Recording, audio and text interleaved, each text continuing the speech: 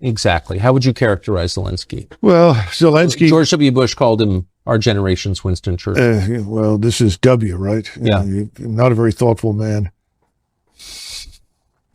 He was a comedian who made a living acting on stage, frequently pretending to be a transvestite, doing things with various body parts that I won't go into.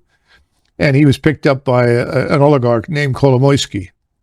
Kolomoisky is the individual who's probably more responsible than anybody else for funding this atrocity we call the Azov Regiment that runs around with the swastikas and Nazi gear and so forth.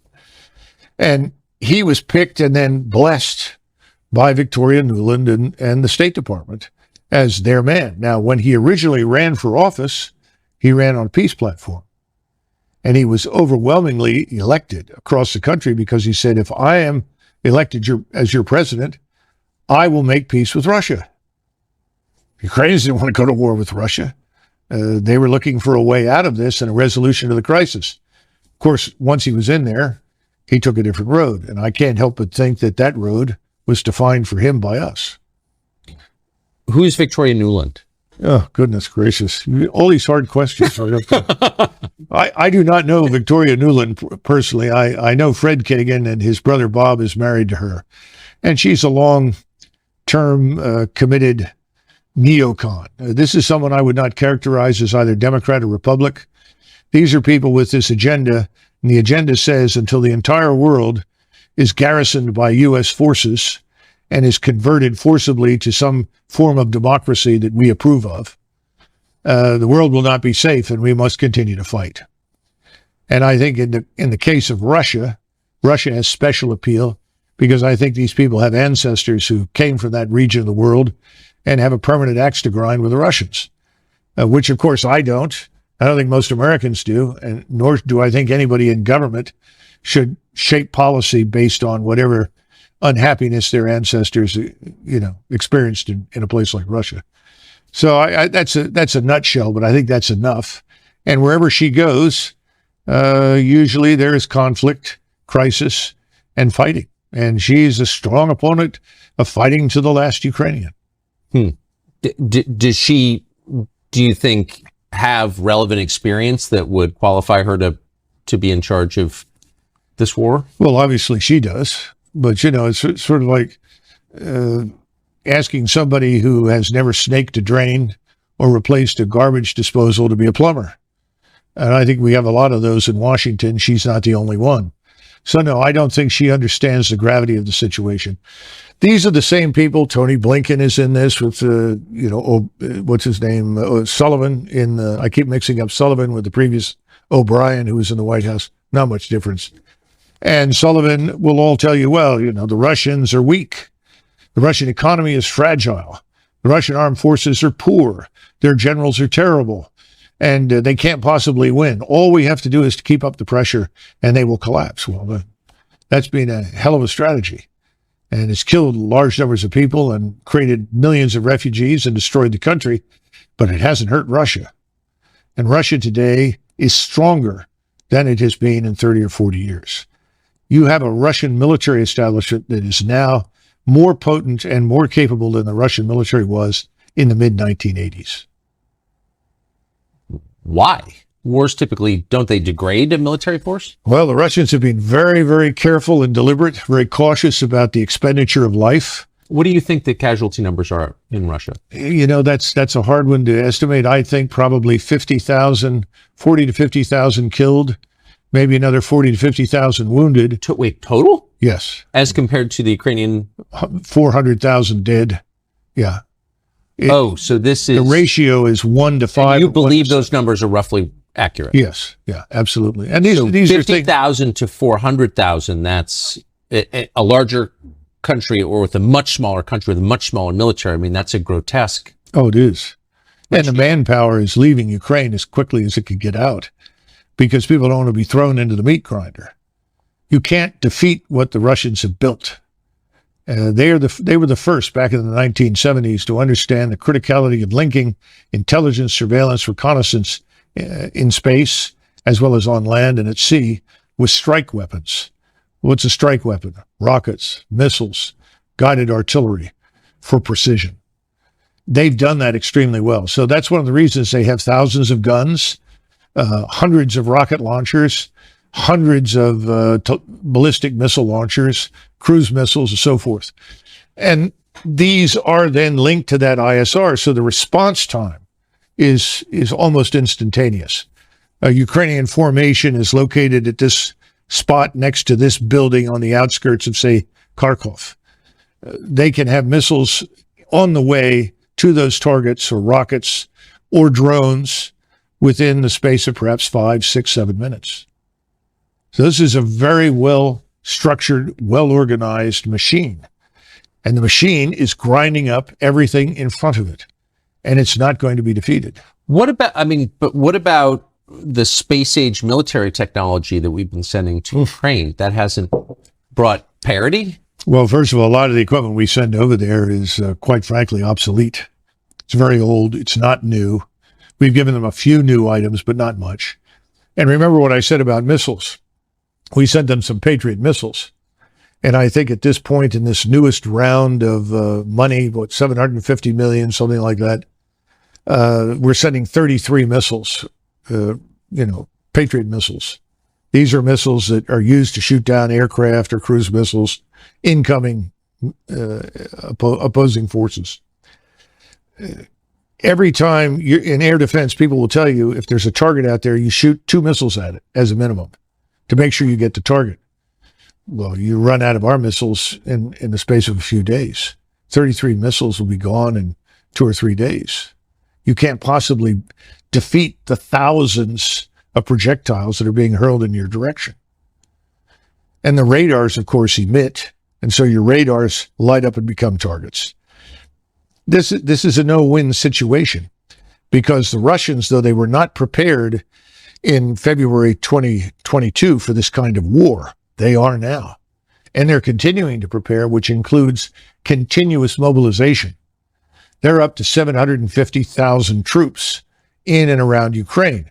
Most of them are on the outskirts, Belarus, Western Russia, down in southern Ukraine. That number is going to rise over the next year, I would expect, to 1.2 million. And people are reservists being called out of universities. People are being through the military now, working in universities to become engineers, architects, mathematicians, whatever. They're being pulled out, put in uniform, and readied. Because, again, our intransigence, our demonstrated hatred and hostility for Moscow and for Russia has convinced the Russian people, as well as the leadership in Moscow, that they are going to have to fight us and anyone who is allied with us. So they're preparing for that eventuality. That's why it's so important that we have to wake up, understand what we've done has backfired. Whatever we set out to achieve has failed. What we need to do now is stop this and come to a settlement that we may not like, but it needs to happen, and soon, before this thing is out of control.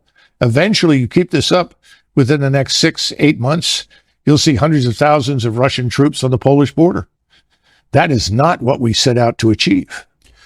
No, it's a terrifying disaster. At what cost do you think to the United States? The latest estimates since 2001, spending, including the spending in Ukraine, all the military spending designed to support these interventions, conflicts, wars, whatever you want to call them, about $14 trillion. Now, that $14 trillion is largely debt financed. So then you have to move from the $14 trillion to where we stand now in national sovereign debt, which, of course, I know the economic luminaries think is meaningless. But you have 130 million workers, and you look at those figures, and suddenly you realize that every adult male or woman in the United States who works for a living has a debt hanging over them of roughly $240,000 in order to deal with what the 14 trillion have added to the national sovereign debt.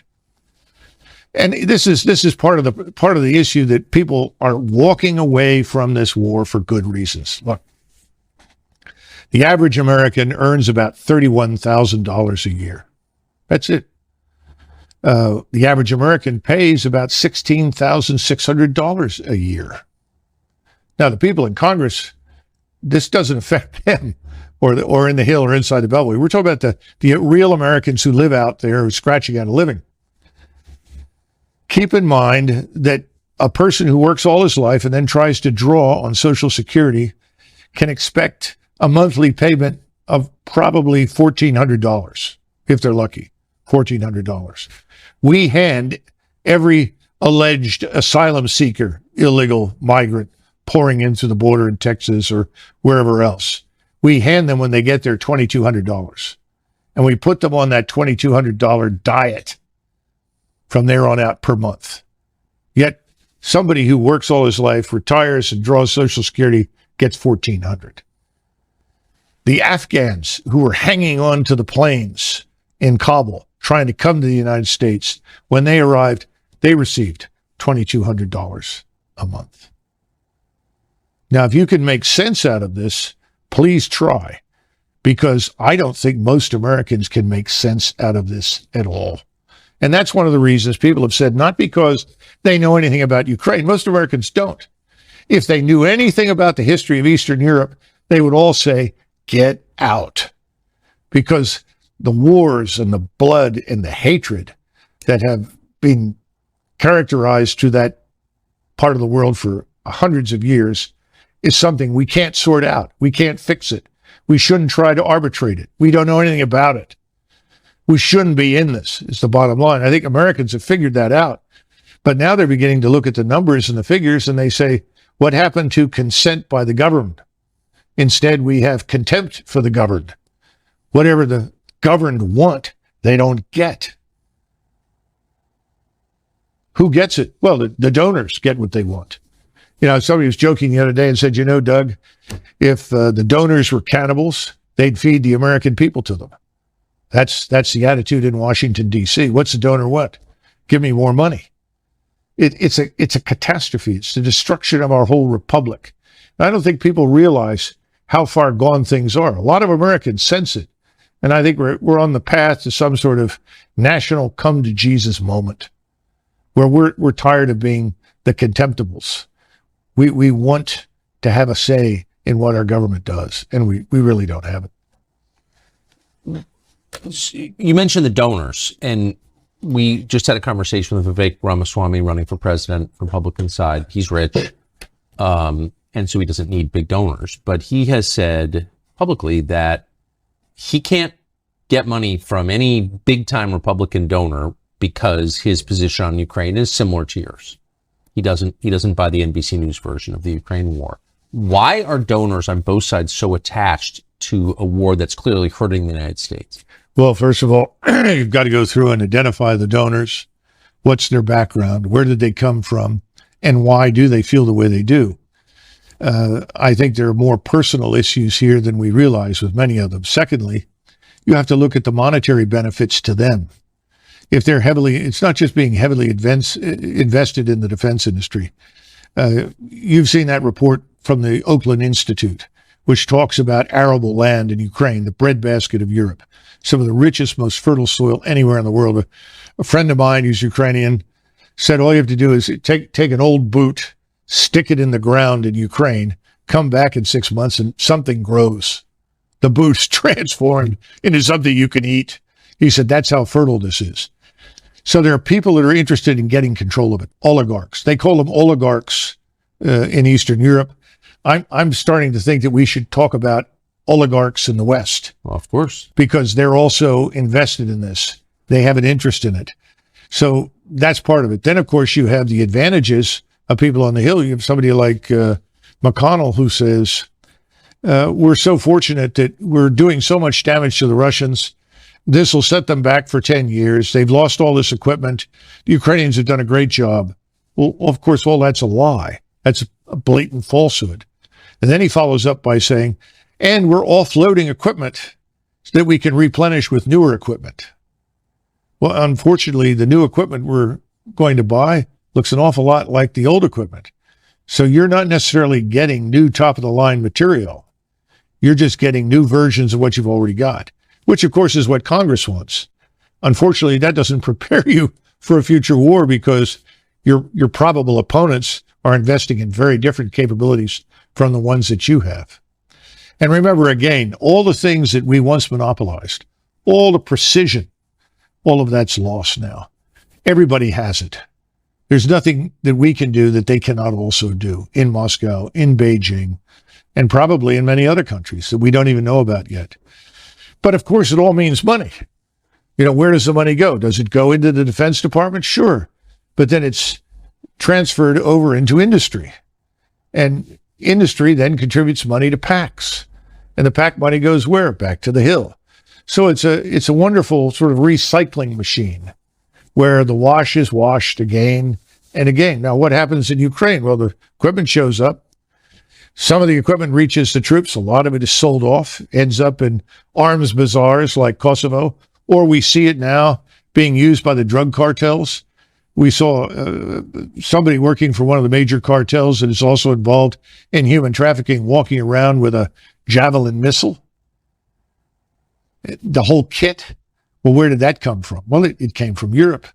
Probably may have gone from Europe to Afghanistan, Europe to North Africa, Europe to the Balkans, and then over into the United States, south of the border. Se vocês acham que todo trabalho merece remuneração, ajuda a gente. O Pix está aqui embaixo, dá seu like, faça a sua inscrição, principalmente divulgue para os amigos. Nós tínhamos 78 mil inscritos, tá? E a gente tinha visualizações bem altas, até superiores a isso. Ajuda a gente a voltar a um patamar, pelo menos, mínimo de 1.000 inscritos. Porque ficar falando para poucas pessoas, não é que você não merece, claro que merece, mas é desgastante você usar tanto trabalho, tanto esforço, tanta luta, e quando você vai ver a tua plateia está pequena ainda, quer dizer, a tua voz de reverberação está pequena. A gente não traz aqui historinha para crescimento pessoal, não sou candidato a porcaria nenhuma, não é nada disso. Não. O que a gente traz aqui é simplesmente ideias para formar, ajudar a que você forme a sua opinião. Tá? E a gente se sente altamente debilitado com esse grupo pequeno que nós temos agora. Então depende de você ajudar. Dá ajudinha pra gente e se inscreve, chama os amigos. Vamos lá, tá ok? Um grande abraço